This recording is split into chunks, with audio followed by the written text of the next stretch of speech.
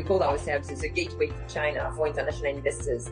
We are exploring also as the opportunity to provide listing and trading to GDR issuers. We are in contact with the CSRC. We respect totally the process which is applicable, and we are expecting a feedback in the coming weeks or months. We've made it our mission really to bridge the gap between Chinese issuers on the one side and international investors on the other side, and that's what we are working on for the future.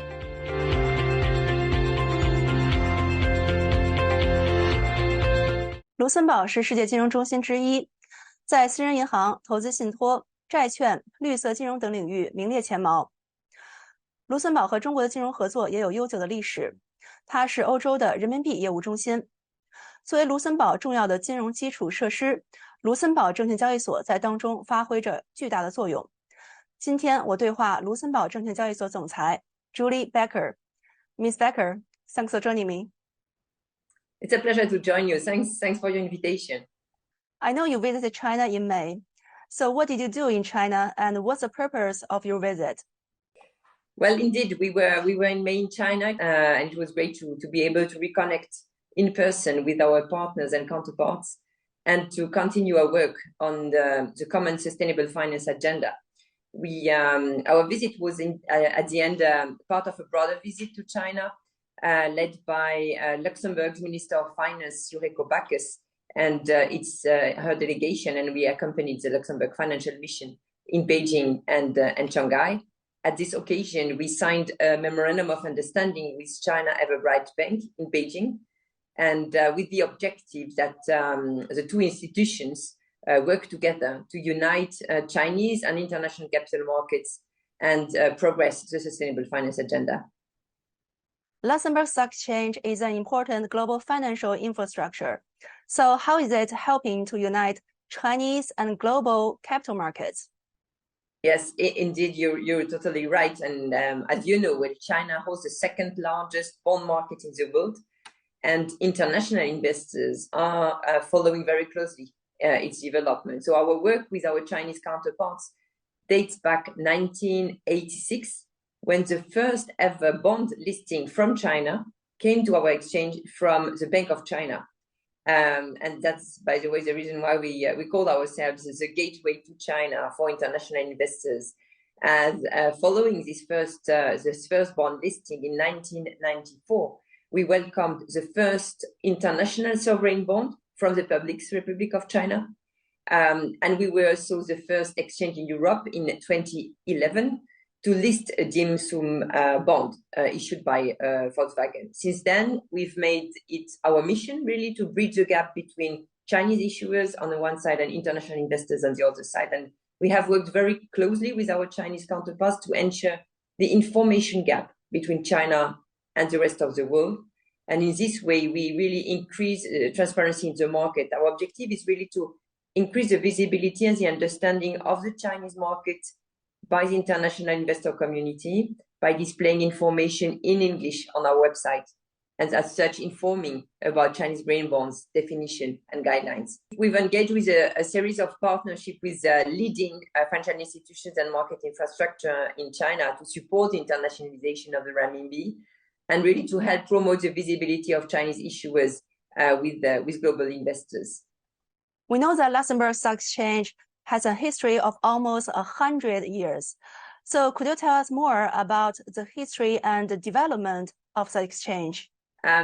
Luxembourg Stock Exchange is a very unique exchange. We used to say that it's an exchange unlike any other.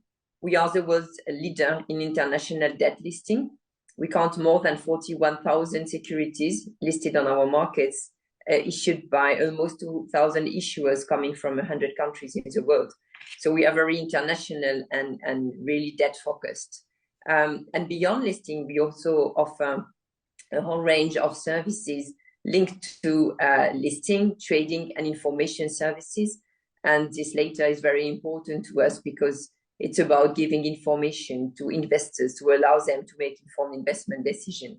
But what you may be interested in is also the creation of the Luxembourg Green Exchange in 2016, 7 years ago, which was the world's first platform entirely dedicated to sustainable finance instruments, and which is still considered as a reference platform globally for issuers and investors that want to contribute to the global sustainable finance agenda.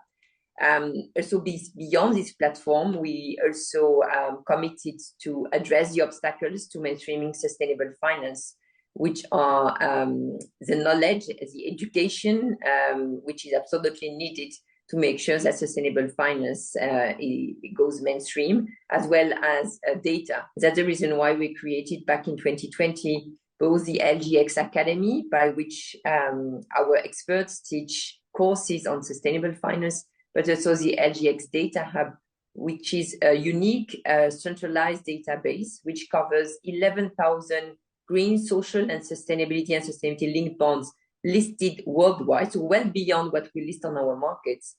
And for each security, our teams collect 150 data points that are usable by the market, especially to define the investment policy, but also to report on how they invest their portfolio. Do you have any plan to further your sustainable finance agenda in China? Yes, sure. Well, first of all, I think that it's important to underline that global problems clearly need global solutions. So I think we have the responsibility to work together across border and to be partner to mainstream sustainable finance. And so that's the reason why indeed we are working very closely with our Chinese counterparts. In 2016, when we were putting in place the Luxembourg Green Exchange, LuxSE was also the listing venue of the very first green bond issued by a Chinese financial institution, the Bank of China. And so it's interesting also to underline that this happened before the Luxembourg Green Exchange was set up, just a few months before.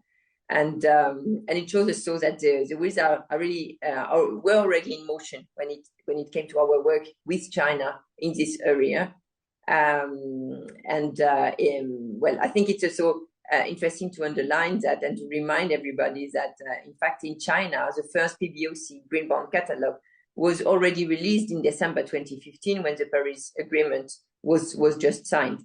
Then we established with our Chinese counterparts a Green Bond Information Channel in 2018 with exchanges with Shanghai and Shenzhen exchanges that we extended later also to the CIBM market through a partnership with Shanghai Clearing House.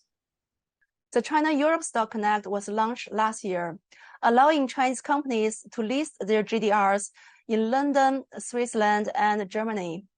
Are you also interested in joining this Stock Connect program? We are exploring also the opportunity to provide listing and trading to GDR issuers. So GDRs that may be issued by Chinese companies under the Stock Connect program. That's what we are working on for the future. We consider in this context that we really have an added value to bring, being really domiciled at the heart of the European Union, so that GDRs that would be listed on our markets, of course, offers an EU passporting to the issuer, so that the instrument can be marketed to anybody, any investor within the European Union. We are also based in Luxembourg, which is a very multicultural and multilingual country with a regulator which accepts documentations and prospectuses in any language, and especially in English. That's, I think, of interest for Chinese issuers. And we would like also, we have as well a very long expertise and knowledge in GDR listing from India, from South Korea as well. So it's not the first time we would list GDR, on the contrary. And to end, last but not least, we would like also to offer a different services by really focusing on green GDR. So really GDRs being issued by green Chinese companies to serve better the interest of international investors that have to invest in green securities based on European regulation, and where in Europe we clearly lack supply of that type of product, and we need also to go beyond European borders to offer some green products, green sustainable products to the European investors. Have you talked about this with Chinese counterparts or Chinese authorities about the potential Connect program? Sure, absolutely. We are in contact with the CSRC, and our minister, by the way, met with the CSRC back in May. Do you have any timeline about it? No, we respect totally the process which is applicable, and we are expecting a feedback in the coming weeks or months. Okay, let me put in this way: is there any ideal time to launch this program? We know that on both sides, I think Chinese companies might be interested to issue GDR in Europe and address really the needs of European investors in particular. And we also are, of course, in relation with the European investor community, which would be very much interested by being able to diversify their portfolio and also continuing to invest in sustainable finance instruments. You have worked for the Luxembourg Stock Exchange for 10 years. So could you tell us more about your work? What are you working on in 2023? And how do you envision the long-term development of Luxembourg Stock Exchange? Well, as we decarbonize the world, we really need to decarbonize capital markets. And I think as capital markets professionals, we really have a responsibility to help mobilize financing to the transition. So we have come a very long way in terms of green bonds. You may know that last month, we passed the $4 trillion mark of cumulative sustainable debt instruments. But what is even more important, the challenge now is really to accelerate the transition in high-emitting sectors like steel, cement, and shipping, because those industries that are carbon intensive face the greatest challenge and the greatest risks. And it is the transformation of these sectors that will determine the world's ability to reach net zero. So we are already 2023. It's halfway 2030. So we have no time to lose.